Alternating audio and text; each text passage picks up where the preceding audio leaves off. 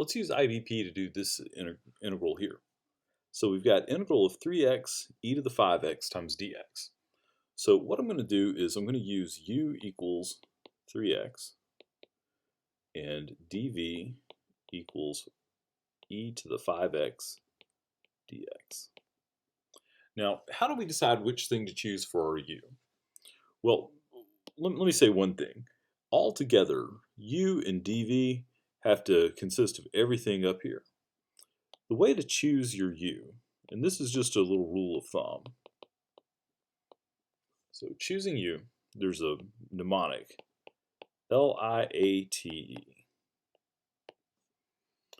And what this means is going from top to bottom, that's what you generally pick to be your u.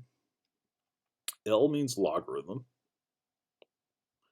I is inverse trig functions. A stands for algebraic, which includes polynomials. I guess would also include square roots. T is regular trig functions, and E is exponential. And like I said, this is a little rule of thumb that kind of helps with that. It's not a hard and fast rule. I'm sure if you went and really looked hard, you could find places where this would not be the thing to do. But it should be good enough for what we're going to do. All right, so if u is 3x, then du is going to be 3 dx. And then dv, we integrate that, we get v is equal to e to the 5x. And then we've got to divide by that 5.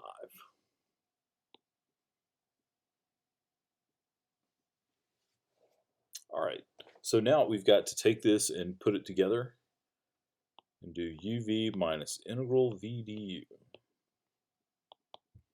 So our uv together is this and that. So that's going to be 3x times 1/5 e to the 5x.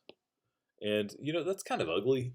Let's put the 3 and the 5 together. So we've got 3/5 x e to the 5x. So we got that minus integral of v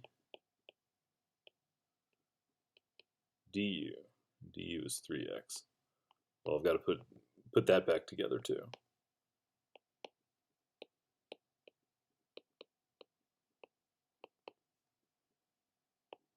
I'm going to put the 3 and the 5 together and bring them out front.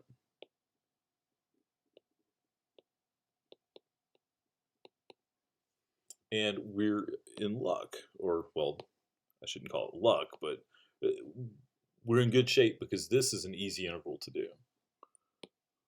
When I do that, I get 3/5 x e to the 5x minus 3/5. When I integrate the e to the 5x, I get 1/5 e to the 5x plus c. And so I could multiply this 3/5 times the 1/5, but instead I'm going to factor some stuff out.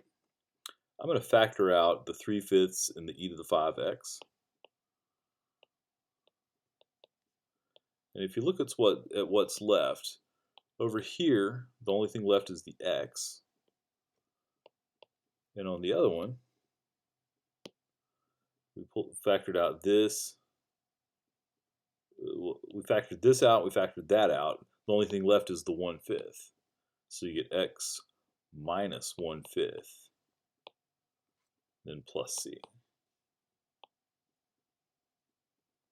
All right, on this one, we've got the integral of ln x dx.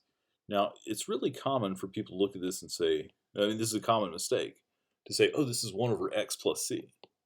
But that's not how that works. The integral of 1 over x, that's ln of x. So don't get that backward. This is one that so far we haven't learned how to do. And we can use integration by parts for it. Now, if you think of your LIATE for choosing our u is supposed to, starting at the top, the first thing here is a log. So we want to let u equal ln x. And then dv, the only thing left up there is dx. So let's see, du is going to be 1 over x dx. And v, if you integrate this, you're just integrating 1 dx. So you get v is equal to x.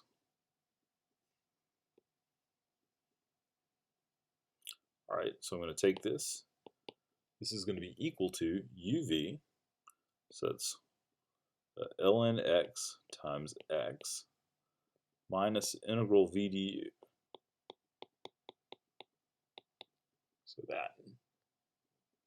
So let's write this a little nicer. This is x ln x minus, well, x times 1 over x just gives us dx.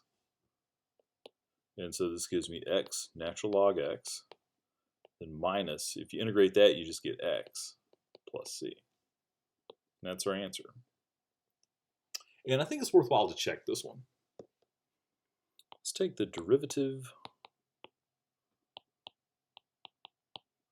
of x ln x minus x plus c.